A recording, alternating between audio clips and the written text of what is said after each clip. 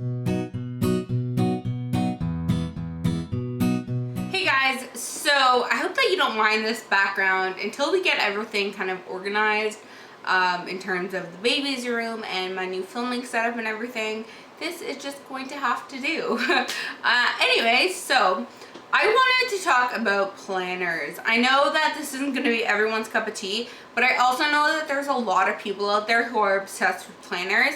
And I know based on the videos that are on YouTube, because I've been in a kick lately where I've been watching them, planners are hella expensive. I'm not even kidding you. Like, people are like, oh, buy this 800 planner, it's $50. Like, really? For a planner? Like, ain't nobody got the time for that.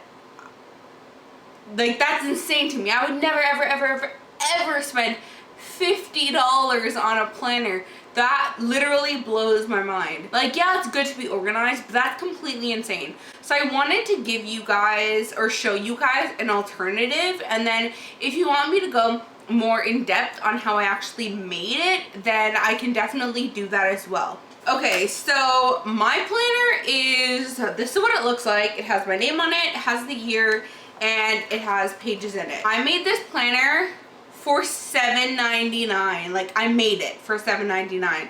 Literally, if you have a printer that has ink, and even if you don't, as long as you save all your files, you're printing it in black and white because you can decorate it with stickers and with washi tape and with markers and crayons and pencil crayons and paint and whatever you want. You could seriously print and get the thing bound for like less than $10. I did all my printing at home because I have a printer available to me, and yeah, a lot of people are like, oh, that's a ton of ink, but if you think about how many pages like a typical printer can print, especially if you have a laser printer, because laser printers use way less ink than inkjet printers, you're actually saving a bundle, and you can customize it to whatever you want. Let me explain the actual printouts first. So I obviously had nothing to do with the cover. I printed a pattern that I found on the internet, and I put my name on it and the year. I printed that off. I printed off a yearly calendar. This is like one of the few pages that I printed in color, just because I wanted it to have color. And then I printed, I don't really want to show you guys everything in my planner, but I printed a goals page so I could like keep track of my goals for every year and then include what they were. And then I just put in some blank pages so that I could like write, like, I like to have all my pens organized, so I could do that. You know, just like things that I wanted to be able to write down. So I just left myself some blank pages. I left a page with all my makeup inventory stuff so that I can compare it from June to September to December, because I actually made this page in June. But for my following planner, I made this in Excel, and I printed it out so that it would be like have its own section. But yeah, literally just blank pages because I know I'll use them.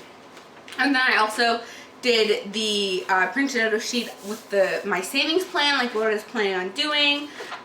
Sheets for my bills. Here's an empty one, but it has the months, which bill it is, the date, any notes that you have. And then I printed out 2 sets of calendars. So first I printed out like the main calendars, which are all of these colored pages. Let me see. From here to here, I just like washi taped every month, and then I printed out 52 like in between weeks, so just like pages that had a spot for Sunday to Saturday, and then a note section. And like, yeah, it takes some time and effort because you have to put it together.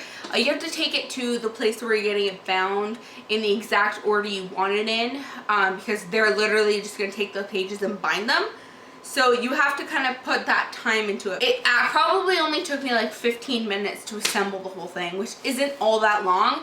Yeah, so then after like the regular months that were printed, I just decorated each of them with kind of some photos of what had happened that month the previous year, just so that I had them. So in like June, or not necessarily the previous year, just like years past, things I wanted to remember. So for instance, June, it's my sister's birthday, so I put a picture of like a collage that I had done for her on Instagram. I also put a picture of me in the hospital because that was the anniversary of my brain bleed, which was a big life thing for me to happen.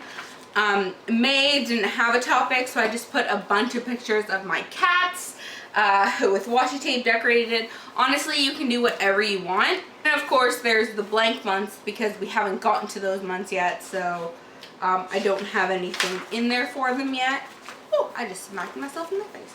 Then I printed out some pages that are going to be like holiday gift things, like who I need to buy for. So I put my immediate family, like my mom, my sister, Maya, Michael, that sort of stuff.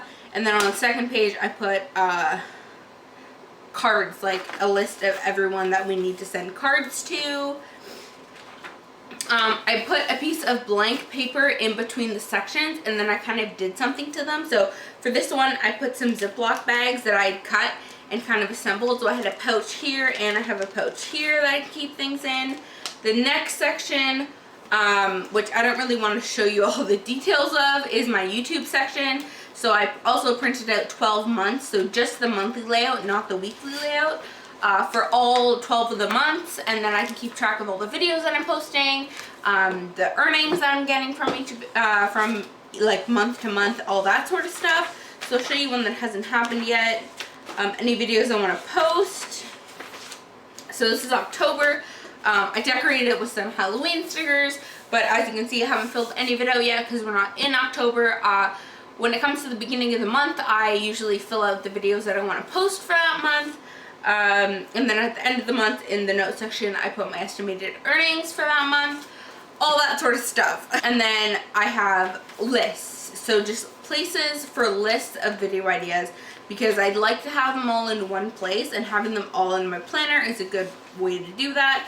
And then I also have some pages that are brainstorming pages where you can actually draw pictures and get more into depth when you decide on doing a certain video. And yeah, that's it. And then the very last page, I just printed a solid polka dot paper, just in the same colors as the chevron in the front.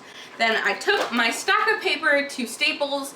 Obviously, I took it before any of it was decorated. It was just plain paper, and I was like, here we go. I want to get this bound. They ask you if you want a coil bound or a ring bound. They give you so many options. I went with a coil because I didn't want the rings to accidentally open or anything. And they ask you what kind of cover you want. You can get solid covers, or because I had it like with stuff showing through, I just ended up getting like clear plastic sheets, and it was $7.99, which is one hell of a lot more budget friendly than paying $50+ for a planner that you literally could make yourself. And what's great about this is that I know myself and I know all the different things that I need in a planner, so I was able to 100% customize this to exactly what I wanted. Now, if you don't have access to a printer, you can always like get layouts of what you want, like find them online. Just type in like free printable monthly calendar, free printable daily calendar, free printable weekly calendar. Like seriously, whatever you want, just type it into Google. You will find it. Save them all to a USB and take that USB to Staples and be like, hey, can you print these? And they'll ask you, like, do you want them laser printed or inkjet printed? Are they color, black and white? Ask for laser printing because it's so much cheaper. And seriously, they'll print them all for you. You can stand there and organize them to whatever order you want and then get them to bind it for you.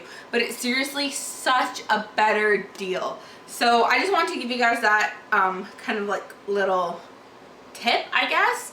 I have all the pages ready to go for next year's planner because I know that once I have my baby in a couple months, I'm not going to have the time to do this. So I wanted to get it done ahead of time. So if you guys want to see a video on everything that I'm putting into my planner and how I'm getting it bound and everything, then I can totally go and film a video like that because none of it's assembled yet. It's all just sitting in a pile for printouts. I want to show you guys my stickers and washi tape, how I organize them, and then you guys might get an idea, might get an organization tip, I don't know. Anyways, let's get into it. Okay, so this is the container that I keep my washi tape in. It's literally just a tackle box from the dollar store in the fishing section, where I guess you keep like different, I don't know, things for fishing. I don't fish. I don't have a clue what you need.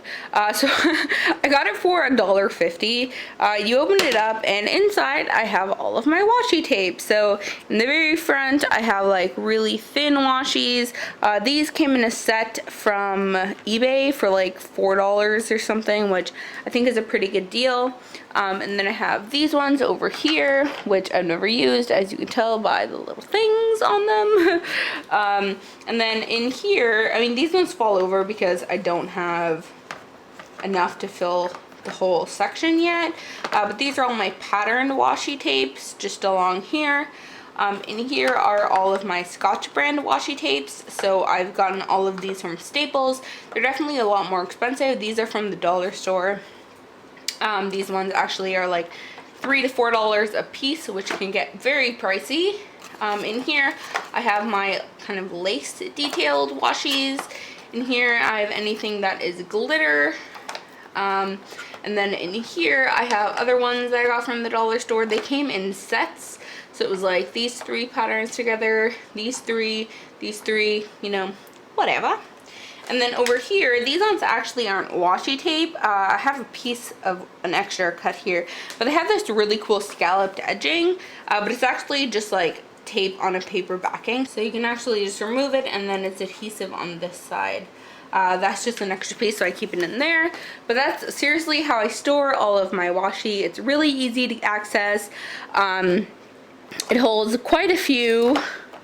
I'm not sure how many I have. You could pause and count. I really don't care. But yeah, it's just, I mean, it's like $1 solution, right? For storing something. And it keeps them all together and really nice. And I like it.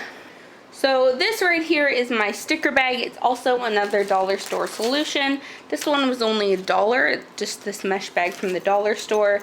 It has a zipper, which is nice, keeps everything closed.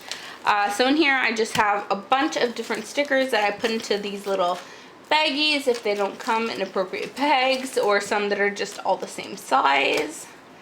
And then I literally just have my sheets of stickers in here. So these are all my ones with the clear backing. And then I have more stickers, my alphas, and then in here I also have some that are just like plain on white backing. And then I have a baggie, which is just like a Ziploc bag, the necessary stickers instead of like the decorative things. So I have page flags. These ones are cute. I got them off eBay. They were like 90 cents each. So I have 2 that are cats, 1 that are fish. And then like label stickers, more alpha stickers, more page flags. Just anything that's not really decorative, but it's more like used for something specifically. So yeah, those are my storage solutions for my washi and all my stickers, and my planner, how I, you know, customized my own. So like I said, if you want an in-depth video on this book, I'm more than happy to film it as I'm making my 2016 planner. Just let me know in the comments below.